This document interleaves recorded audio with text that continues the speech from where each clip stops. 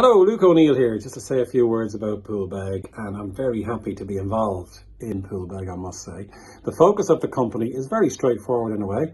It's all about infectious diseases, and in particular influenza and severe influenza.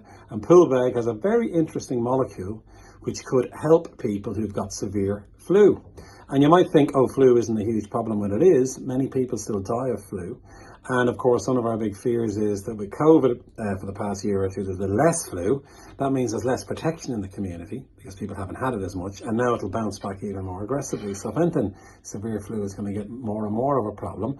Now, what has Poolbeg got? Well, it focuses on what we call the inflammatory process during influenza. And what that means is once flu is in your lungs and begins to progress into severe disease, you get a massive inflammatory reaction. All these horrible symptoms then begin to emerge, and it can in fact give rise to severe disease and even death. And the inflammatory process involves immune molecules called cytokines being made in abundance, and they're the ones that are causing many of the problems. And what Poolbeg has is a therapeutic that will block cytokines being made and dampen down this inflammatory process. Now, what is this target that Poolbeg is interested in? It's a protein called P38.